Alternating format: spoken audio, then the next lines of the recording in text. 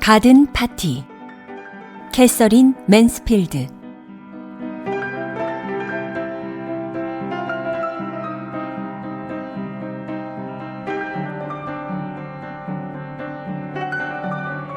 제1장. 아무튼 날씨는 더할 나위 없었다.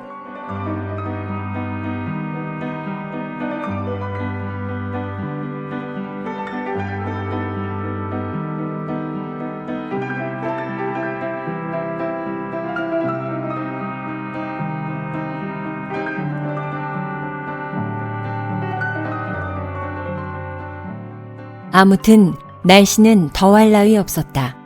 가든 파티를 위해 미리 주문해 두었다 해도 이보다 더 좋을 수는 없을 것이다. 바람도 없고 따뜻했으며 하늘엔 구름 한 점 없었다. 다만 푸른 하늘에 초여름에 이따금 볼 수 있는 밝은 은빛 안개가 10개 끼어 있을 뿐이었다.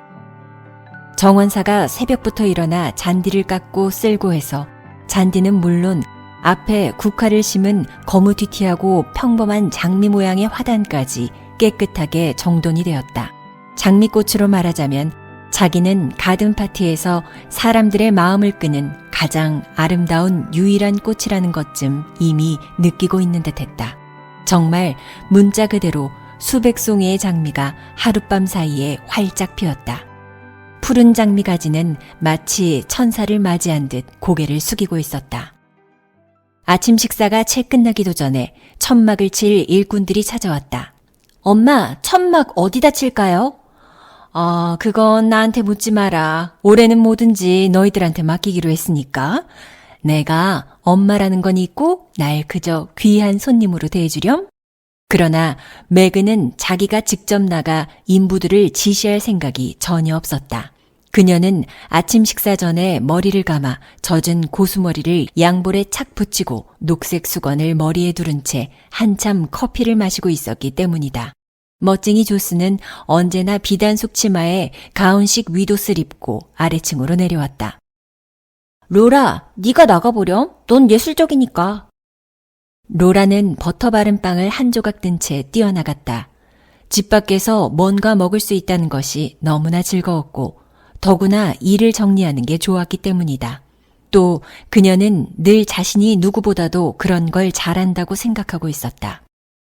셔츠바람에 일꾼 4사람이 정원으로 난 길에 모여서 있었다. 그들은 막대기에 둘둘만 천막을 들고 커다란 연장주머니를 어깨에 메고 있었다. 그런 그들의 모습은 턱 인상적이었다. 로라는 버터 바른 빵을 괜히 들고 나왔다고 생각했다. 그러나 들고 있던 빵을 어디 놓을 수도 또 버릴 수도 없었다. 그녀는 얼굴을 붉혔지만 일꾼들 앞으로 다가갈 때 엄숙한 표정을 짓고 약간 근시인 것처럼 보이도록 했었다. 안녕하세요. 그녀는 어머니 목소리를 흉내내며 말했다. 그런데 그 말투가 너무나 부자연스럽게 들렸기에 그녀는 부끄러워졌다. 그래서 어린애처럼 더듬거렸다. 천막 일 때문에 오신 건가요? 그렇습니다, 아가씨. 그 중에서 제일 키가 크고 홀쭉한 주근깨 투성이의 남자가 말했다. 그는 연장 주머니를 내려놓고 밀짚 모자를 뒤로 젖힌 다음 그녀에게 미소를 지었다. 그의 미소가 너무나 거리낌 없고 다정스러웠으므로 로라의 마음도 차츰 가라앉았다. 좀 작긴 하지만 푸른 눈빛은 얼마나 아름다운가. 다른 사람들을 보니 그들도 모두 미소 짓고 있었다. 걱정 마세요. 달게들어 물지 않을 테니. 그들의 미소는 그렇게 말하는 것 같았다. 어쩌면 이렇게 좋은 일꾼들인가, 그리고 얼마나 아름다운 아침인가. 아니, 좋은 아침 날씨 얘기를 할 때가 아니지. 사무적으로 얘기해야지. 천막에 대해서. 백합이 있는 잔디 쪽 어때요? 저기 안 될까요? 그렇게 말하고 그녀는 빵을 들지 않은 손으로 백합이 있는 잔디 쪽을 가리켰다. 그들은 고개를 돌리고 그쪽을 바라보았다. 키가 작고 뚱뚱한 남자는 아랫입술을 내밀었고 키 큰 남자는 얼굴을 찡그렸다. 그리고 그는 그 시원한 눈으로 로라를 쳐다보며 말했다. 너무 눈에 안 띄는데요? 천막 같은 건 말이죠. 점막을 눈에 쏙 들어오는 곳에 치고 싶으시면, 절 따라오시죠. 로라가 배운 예법으로는 눈에 쏙 들어온다는 말은 어쩐지 정중한 표현 같지는 않았으나 그래도 그 말의 의미만은 곧 알 수 있었다. 테니스장 한쪽은 어떨까요? 그녀가 제의했다. 악단은 어딘가 구석에 자리 잡아야 할 거예요. 악단을 부르실 겁니까? 다른 일꾼이 말했다. 그는 얼굴이 창백했다. 검은 눈으로 테니스장 쪽을 찬찬히 바라보았다. 그의 얼굴은 퍽 수척해 보였다. 무엇을 생각하는 걸까? 악단이라고 해봐야 아주 작아요. 로라는 부드럽게 말했다. 작은 악단이니까 그다지 신경 쓸 필요가 없다는 말투였다. 그때 키 큰 남자가 입을 열었다. 아가씨, 저기가 좋겠군요. 저 나무 쪽이요. 저기가 딱일 거예요. 카라카 나무 앞. 그러면 나무가 가려질 것이다. 나무는 싱싱한 잎이 넓게 펼쳐졌고 노란 열매가 주렁주렁 달려있어 무척 아름답다. 마치 무인도 한가운데에 자랑스럽지만 외로운 모습으로 하늘을 향해 잎과 열매를 높이 뻗치고 서 있는 것 같았다. 그런데 그 나무를 천막으로 가려야 하다니 가릴 수밖에 없었다. 벌써 인부들은 천막 기둥을 둘러매고 그쪽으로 가고 있었다. 키 큰 남자만이 남았다. 그는 허리를 굽혀 라벤더의 어린 가지를 하나 꺾어 엄지와 둘째 손가락 사이에 끼어 코에 대고 냄새를 맡았다. 로라는 그 모습을 보고 일꾼이 그와 같은 것에, 라벤더 향기 같은 것에 관심을 둔다는데 깜짝 놀라 카라카 나무에 대해선 까맣게 잊고 말았다. 자기가 아는 사람 중에 이런 행동을 할 사람이 몇이나 있을까? 얼마나 멋진 일꾼들인가 하고 그녀는 생각했다. 함께 춤도 추고 일요일 저녁 식사에 초대되어 오는 바보 같은 남자들 대신 이런 일꾼들을 왜 친구로 사귈 수 없을까? 이런 남자들이라면 좀 더 재미있게 사귈 수 있을 텐데. 키 큰 남자가 봉투 뒤에다 어디를 고리로 묶을까, 어디를 아래로 늘어뜨릴까 하는 그림을 그리고 있는 동안 로라는 이런 불합리한 계급 차별은 모두 잘못된 것이라고 마음속으로 생각했다. 그렇다. 자기는 그런 차별을 조금도 느끼지 않는다. 정말 조금도. 그러자 나무망치 소리가 들려왔다. 누군가 휘파람을 불고 또 누군가는 소리쳤다. 어이 친구, 거긴 잘 돼가나? 친구? 그 다정한 부름, 뭐랄까. 로라는 자기가 얼마나 기뻐하는가를, 또 얼마나 친밀감을 느끼고 이런 하잘것없는 낡은 관습을 얼마나 경멸하는지 보여주기 위해 키 큰 남자가 그린 작은 그림을 들여다보며 버터 바른 빵을 크게 한 입 베어 물었다. 그녀는 자기가 여자 일꾼이 된 기분이었다.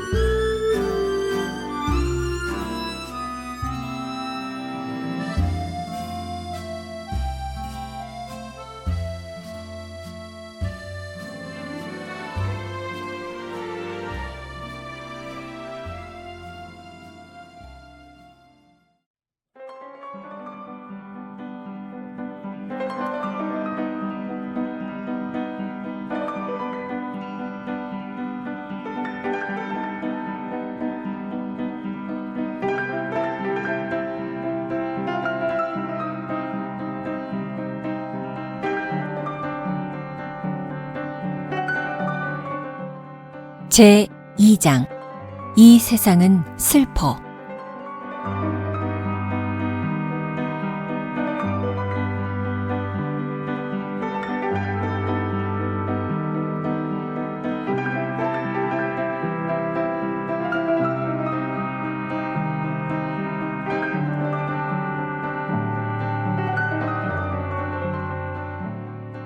로라 어딨니? 전화야 로라.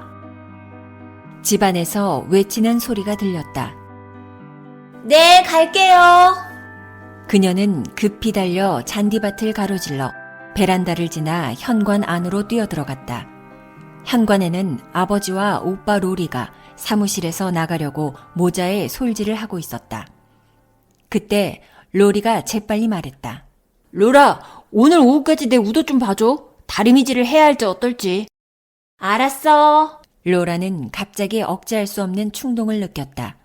그녀는 로리에게 달려가 가볍게 껴안으며 흥분된 어조로 말했다. 파티 참 좋지? 그렇지 않아, 오빠? 그래, 좋지. 로리는 소년티 나는 목소리로 다정하게 말하며 누이 동생을 안아주고는 부드럽게 밀어냈다. 어서 가서 전화 받아. 그래, 전화. 네네. 키티, 잘 있었어? 점심 먹으러 올래? 와, 물론 좋지. 뭐 별거 아니야. 샌드위치 만들다 남은 빵 껍질하고 머랭 부스러기 그리고 뭐 남은 음식? 그래, 날씨 참 좋지. 흰 옷 입고 오겠다고? 그래.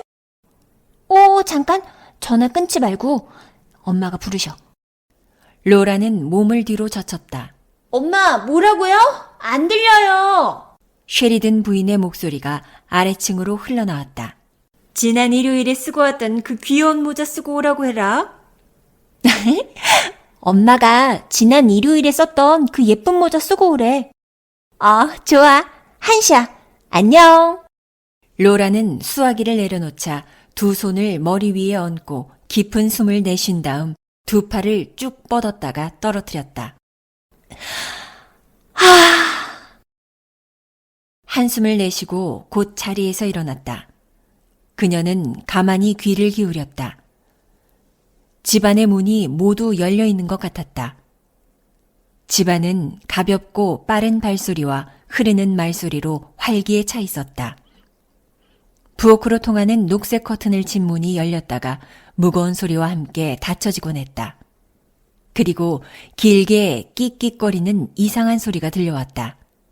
그것은 다리 바퀴가 잘 움직이지 않는 무거운 피아노가 어디론가 옮겨지는 소리였다. 그보다 이 공기. 그녀는 오늘 처음 이런 공기를 마시는 것 같았다. 부드러운 회산들 바람이 창문 위와 문 밖에서 서로 뛰어놀고 있었다.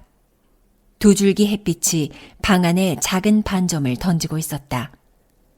잉크병 위에 또 하나는 은빛 사진 액자 위에서 조용히 한들한들 장난치고 있었다. 귀여운 두 개의 조그만한 점.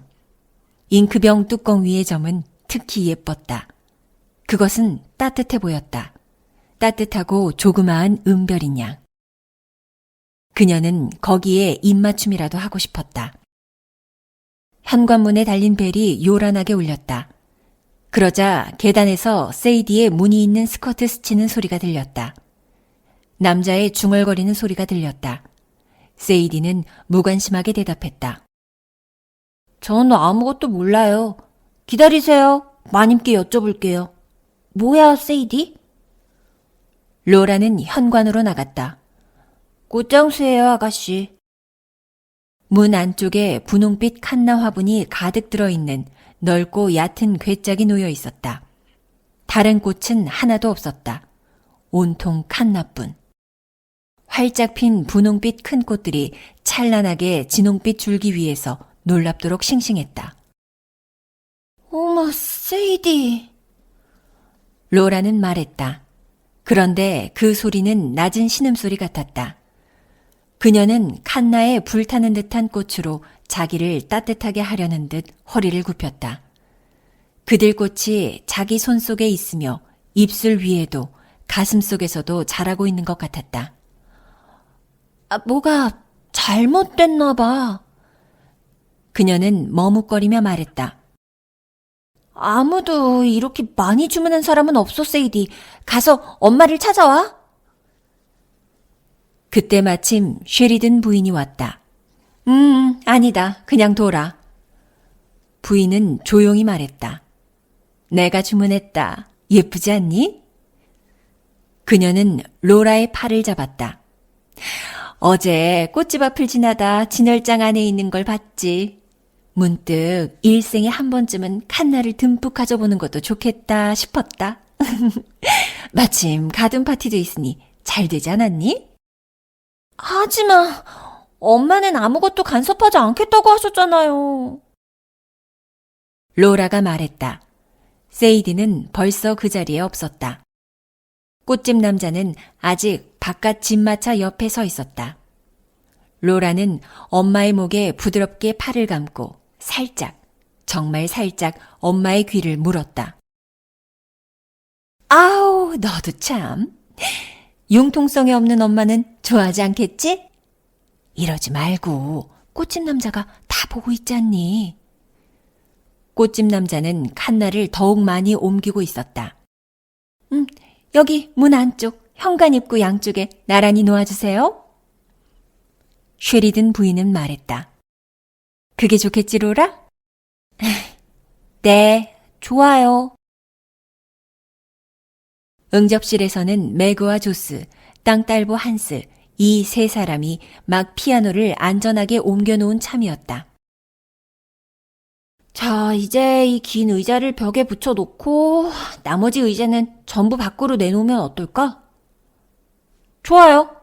한스, 이 테이블 전부 응접실로 옮겨가. 그리고 카펫의 먼지를 털어야 하니까 빗자루도 가져오고. 잠깐. 한스. 조스는 하인들에게 명령하기를 좋아했고 또 하인들도 그녀의 명령에 따르기를 좋아했다. 조스는 언제나 그들에게 자신들이 연극 속의 한 역할을 맡고 있다는 느낌을 주었다. 엄마하고 로리한테 빨리 이리로 오시라고 해. 알았습니다, 조스 아씨. 그녀는 매그를 향해 돌아섰다. 피아노 소리가 어떤지 좀 듣고 싶어. 오늘 오후에 노래 부르게 될 경우를 대비해서 말이야. 이 세상은 슬퍼를 한번 불러보자. 땅, 따따다, 땅. 피아노가 열정적으로 울리기 시작하자 조스는 표정을 바꾸었다. 그녀는 두 손을 앞으로 모아쥐었다. 그리고 어머니와 로라가 들어오자 그녀는 두 사람을 슬픔에 찬 눈빛으로 바라보았다. 이 세상은 슬퍼라. 눈물과 한숨. 사랑은 덧없고. 이 세상은 슬퍼라. 눈물과 한숨. 사랑은 덧없네. 안녕. 그러나 이 안녕이라는 부분에서 피아노가 한층 더 절망적으로 울려왔지만 그녀의 표정은 밝은 미소로 변했다. 엄마, 제 목소리 좋죠? 그녀는 방긋 웃었다. 이 세상은 슬퍼라. 모든 소망 사라지고 꿈인가 환상인가